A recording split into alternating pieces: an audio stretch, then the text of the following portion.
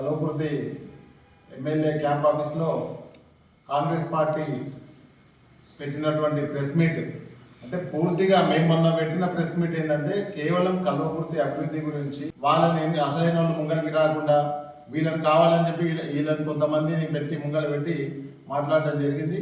ముందు నేను కాంగ్రెస్ పార్టీ నాయకులకు చెప్పేది ఏంటంటే ముఖ్యంగా ఎమ్మెల్యే గారు క్యాంప్ ఆఫీస్ ఇచ్చింది కల్వకుర్తి ప్రజల సమస్యల కోసం, మిమ్మల్ని ఎమ్మెల్యే చేసింది ప్రజల సమస్య కోసం. క్యాంప్ ఆఫీస్ అనేది కాంగ్రెస్ పార్టీ అడ్డా కాదు. మీరు అవసరమైతే సపరేట్గా మీకు నిజంగా మీకు కాంగ్రెస్ పార్టీ మీద ప్రేమ ఉండి మీరు కాంగ్రెస్ పార్టీలోనే జీవితాంతం ఉంటామని నమ్మకం మీకుంటే మాలాగా ఇప్పుడు మా ఆచారాన్ని ఎట్లయితే ఈ పార్టీ ఆఫీస్ కట్టుకున్నాడో ఇందనే ఉంటా ఇందనే చచ్చిపోతా నా పార్టీ ఉదయం ఇక్కడి నుంచే పోవాలని ఒక శాశ్వతమైన ఒక బలమైన నిర్ణయంతో ఆయన ఎట్లయితే పార్టీ ఆఫీస్ కట్టుకున్నాడో మీ కాంగ్రెస్ పార్టీ నాయకులు కూడా ఒక పార్టీ ఆఫీస్ కట్టుకోండి ముందు. ఇక అల్మాస్పల్లి నుంచి రామగిరి వరకు దాదాపు 2.5 లక్షల మంది కోసము ఆ క్యాంప్ ఆఫీస్ నిర్మించారు. గవర్నమెంట్ ఇచ్చిన ఉద్దేశం అది. ఎమ్మెల్యే గారు ప్రెస్ మీట్ పెట్టుకోవచ్చు, అధికారులతో సమీక్ష చేసుకోవచ్చు, ప్రజలతో మాట్లాడుకోవచ్చు. ఎమ్మెల్యే ఉన్నప్పుడు ఏమైనా చేసుకోవచ్చు. కానీ మీరు ఎమ్మెల్యే గారు మీరు మీ పార్టీ నాయకులు పూర్తిగా అది కాంగ్రెస్ పార్టీ అడ్డలాగా మార్చి అక్కడ సెటిల్మెంట్లు తినడానికి ఇంకా చాలా ఉన్నాయి, అవన్నీ చెప్తే బాగుండదు. అవన్నీ బంద్ చేసుకోవాలి. నెక్స్ట్ టైం ఒకవేళ కాంగ్రెస్ పార్టీ నాయకులు ఎవరైనా ఎమ్మెల్యే క్యాంప్ ఆఫీస్లో ప్రెస్ మీట్ పెడితే ఫస్ట్ మేమే అక్కడ ప్రెస్ మీట్ మీదకు మేమే వస్తాం డైరెక్ట్గా. ముందు మాత్రం ఇది హెచ్చరికలుగా మీరు తీసుకోవాలి. మీరు వచ్చి 20 నెలలు అయింది, ఒక గ్రంథాలయాన్ని కూడా మీరు ఇంతవరకు కట్టలేకపోయింది. అక్కడ ఏం జరుగుతుంది? గ్రంథాలయం మూతపడింది. పక్కన ఉన్న బెల్ట్ షాపులు ఉన్నాయి. బెల్ట్ షాపులలో ఎవరు ఉన్నారు? కాలేజీ విద్యార్థులు, స్కూల్ విద్యార్థులు సాయంత్రం అయితే ఆడు ఉంటారు. వాళ్ళంతా అక్కడ ఆకర్షణకు గురవుతారు. అంటే మీరు ఒక గ్రంథాలయం కూడా మీరు నిర్మించలేకపోయారు. మళ్ళీ మీరు అభివృద్ధి గురించి 6 లైన్ల రోడ్డు తెస్తే ఆచార్యకి సన్మానిస్తామని మాట్లాడుతున్నారు. ముందు మీరు గ్రంథాలయం నిర్మించండి, మేము కూడా సన్మానిస్తాం, మేము కూడా స్వాగతిస్తాం. తర్వాత మున్సిపాలిటీ షెడ్లు వేసింది. గత ఎమ్మెల్యే అసమర్థత వల్ల దాన్ని ఓపెన్ చేయకుండా పోయింది. మీరు వచ్చి 20 నెలలు అవుతుంది, మున్సిపాలిటీ షెడ్లు ఓపెన్ చేయలేకపోయారు. అంటే మీరు స్థానికంగా చిన్న సమస్యలు పరిష్కరించలేకపోయారు. మీరు పెద్ద సమస్యలు కల్వకుర్తికి నేను ఏదో చేసినా మీరు ఏమీ చేయలేదండి ఎమ్మెల్యే గారు, మీరు గుర్తుపెట్టుకోవాలి. మీరు ముందు మీకు చేతనైతే ఆ 2 పనులు చేసి మీరు మాట్లాడండి. మేము మిమ్మల్ని స్వాగతిస్తాం, మేమే దగ్గర ఉండి సత్కరిస్తాం. ప్రతి ఒక్కరు నోరు తెరిస్తే ఆచారణ అంటారు. ఆచారణకు మాట్లాడే హక్కు ఉంటుంది. ఎందుకంటే ఇక్కడ 5 సార్లు 2వ స్థానంలో నిలిచిన వ్యక్తి ఆయన. ఇక్కడ 70,000 ఓట్లు ఆయన పడ్డాయి. 70,000 మంది ఆయన వెంబడి ఉన్నారు.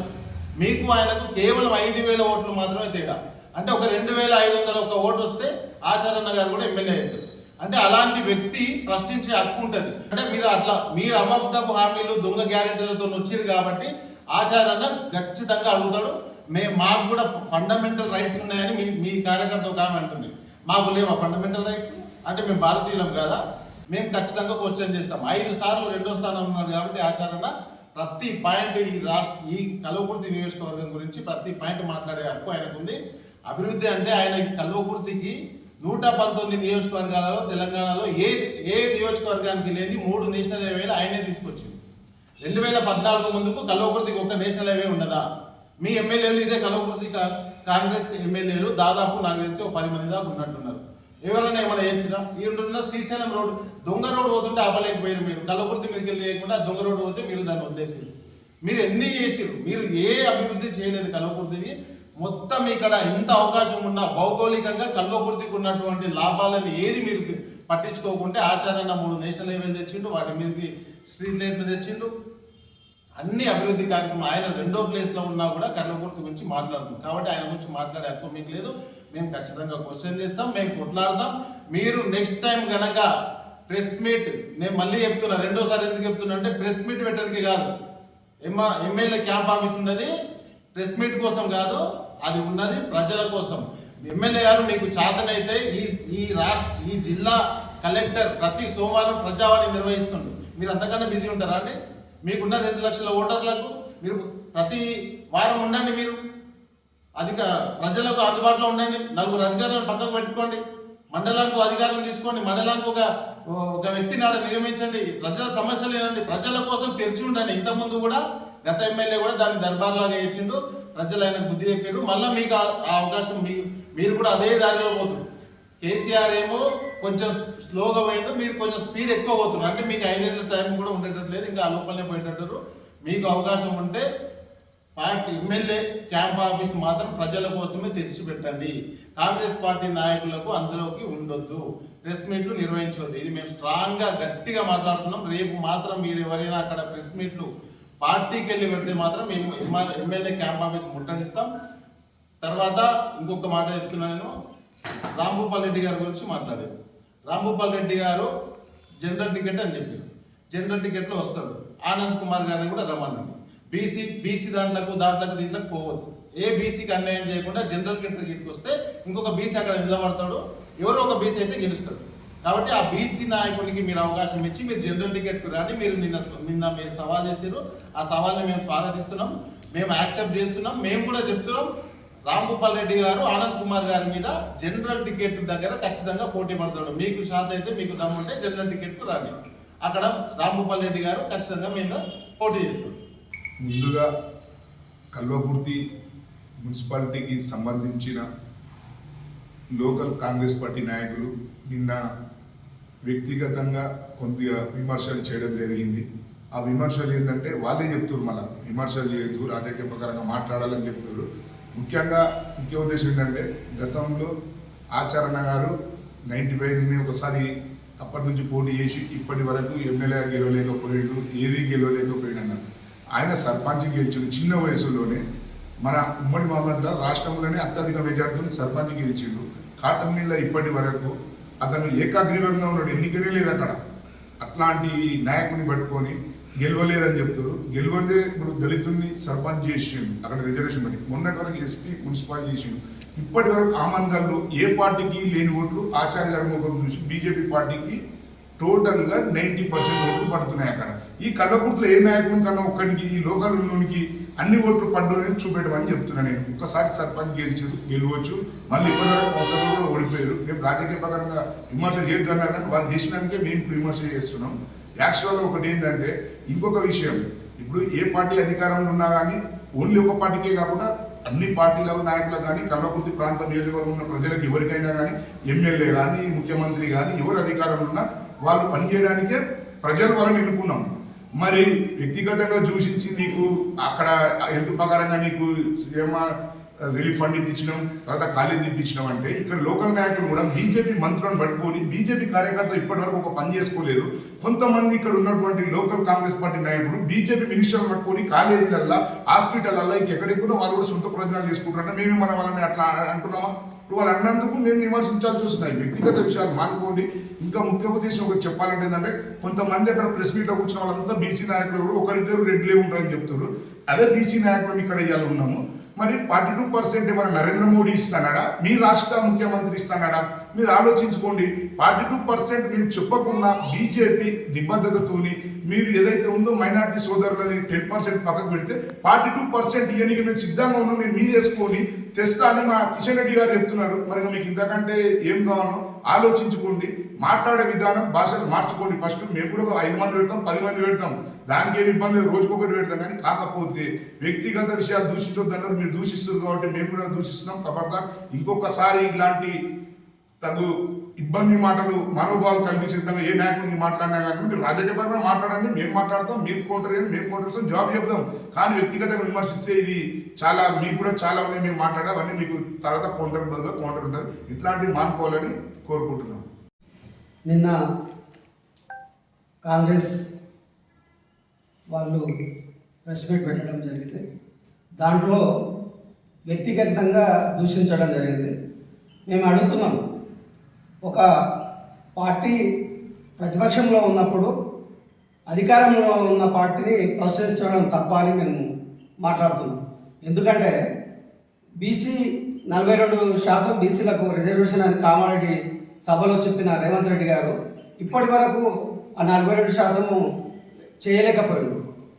మేము అడుగుతున్నాం, నువ్వు చెప్పింది ఒకటి, చేసేది ఒకటి. ఖచ్చితంగా అడుగుతారు. పని చేయనప్పుడు ఖచ్చితంగా ప్రతిపక్షం అనేది ప్రశ్నిస్తుంది. మీరు నరేంద్ర మోడీని మాట్లాడేంత అర్హులు కారు, అది ఒకసారి గమనించాలి.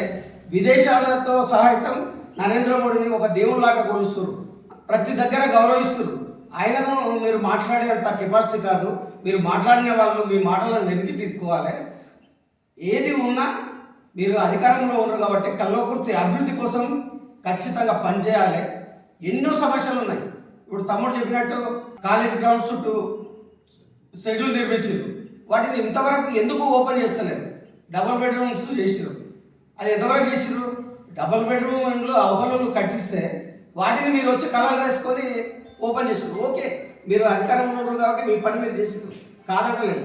ఈ షెడ్లను కూడా ఇంకా అతి త్వరలో ప్రజలు మొత్తము వానలో కూరగాయలు అవి ఇవి పెట్టుకొని పండ్లు పెట్టుకొని ఇబ్బంది పడుతున్నారు.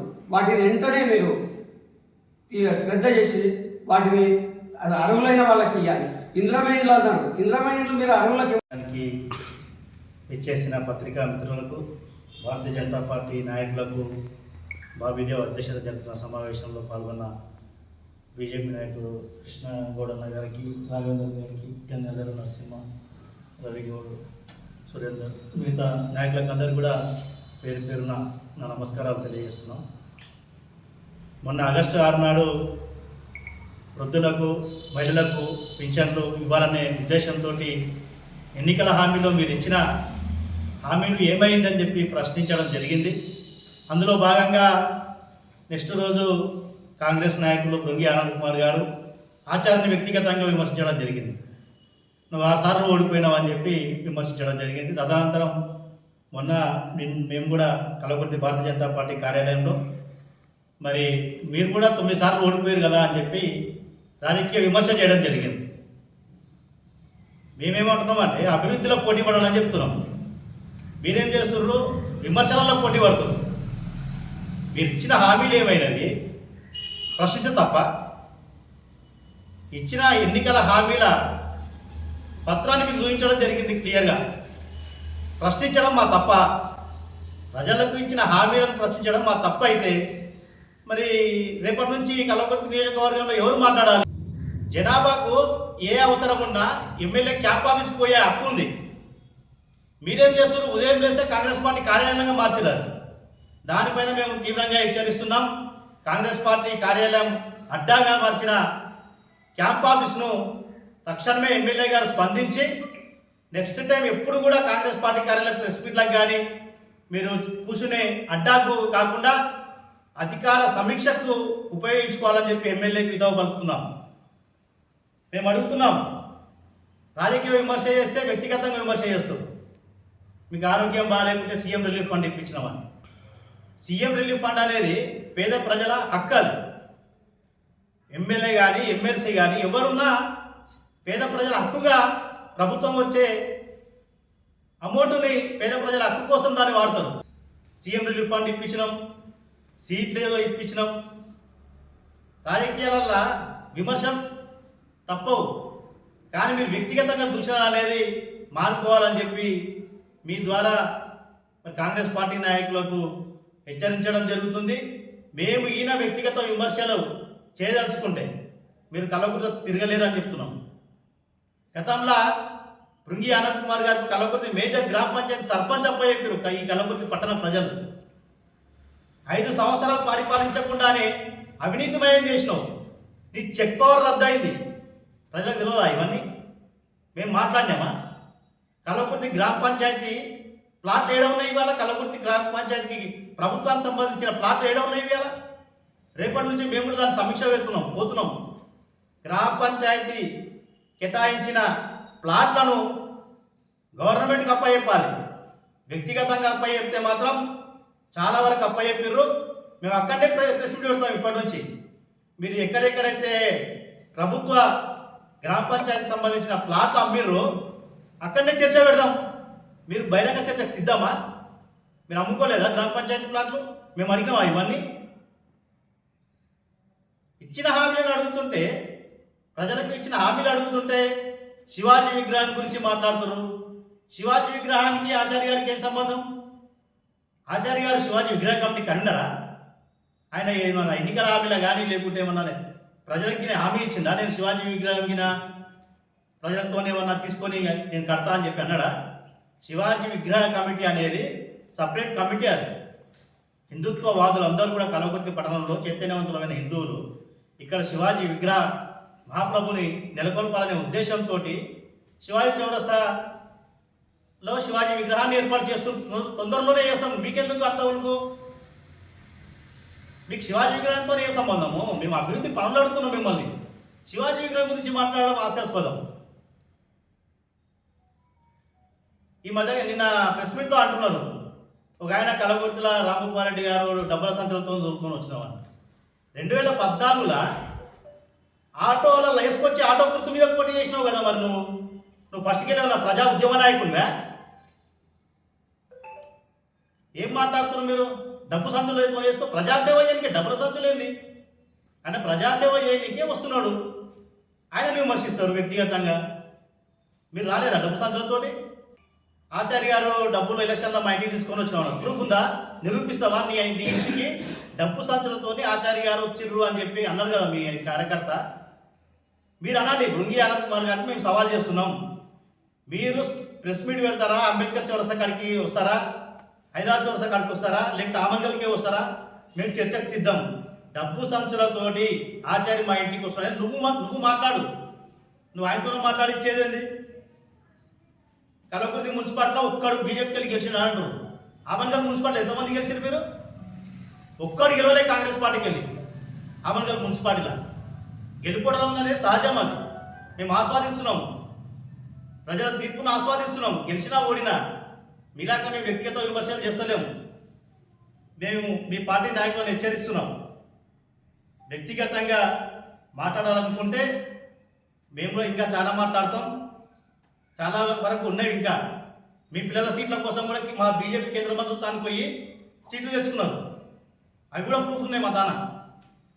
మీకు ఒక ఎమ్మెల్సీ గౌరవ కసిరెడ్డి నారాయణ రెడ్డి గారికి విద్యా సంస్థ ఉంది. దాంట్లో మా పిల్లలు చదవచ్చు. మా పిల్లలు చదవడం తప్ప? దాన్ని కూడా క్వశ్చన్ ఇస్తారా మీరు? దాన్ని కూడా ప్రశ్నిస్తారా?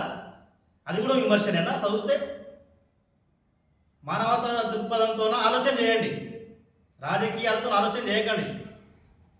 మీరు శాశ్వతం కాదు కలవకుర్తి నియోజకవర్గానికి. మీరు శాశ్వతంగా చైర్మన్ అప్పుడే అయిపోయాడు, అప్పుడే సమీక్షలు చేస్తున్నాడు.